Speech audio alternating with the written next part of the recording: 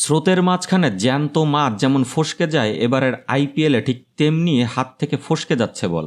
এমনিতেই মারকুটে ব্যাটিংয়ে বেকায়দায় বোলাররা।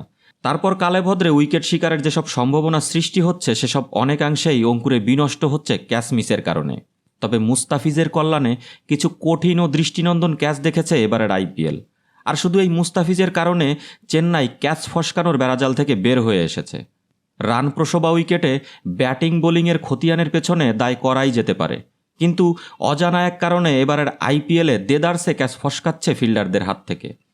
গত মঙ্গলবার পর্যন্ত আইপিএলের এবারের আসরে ক্যাচ উঠেছে 657টি, এর মধ্যে ফসকে গেছে 146টি ক্যাচ। সেক্ষেত্রে ফিল্ডারদের ক্যাচ নেওয়ার ক্ষেত্রে সাফল্যের হার 77.7%। আইপিএলের সর্বশেষ 5 আসরে যা সর্বনিম্ন। এমনকি আইপিএলে সবচেয়ে কম ক্যাচ ধরার সাফল্যের হারের দিক থেকে দ্বিতীয়।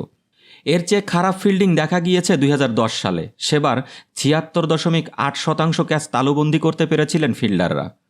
10 দলের মধ্যে সবথেকে বাজে অবস্থানে লখনৌ সুপার জায়ান্টস।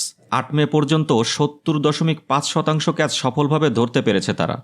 পয়েন্ট টেবিলের শীর্ষে থাকা কলকাতা নাইট রাইডার্সের সাফল্যের হার 75.9%। সবার আগে বাদ পড়া মুম্বাই এদিক থেকে একটু ভালো অবস্থানে রয়েছে, 18.6% ক্যাচ ছেড়েছে দলটি। তবে সবচেয়ে ভালো অবস্থানে চেন্নাই সুপার কিংস। মুস্তাফিজুর রহমান এবং মাথিসা পাথিরানা 85.7% ক্যাচই তালুবন্দি করেছেন, হাতছাড়া হয়েছে 15%-এরও কম। অবশ্য এবারের আসরে মুস্তাফিজ এবং পাথিরানাদের কল্যাণে দৃষ্টিনন্দন কিছু ক্যাচও দেখা গিয়েছে।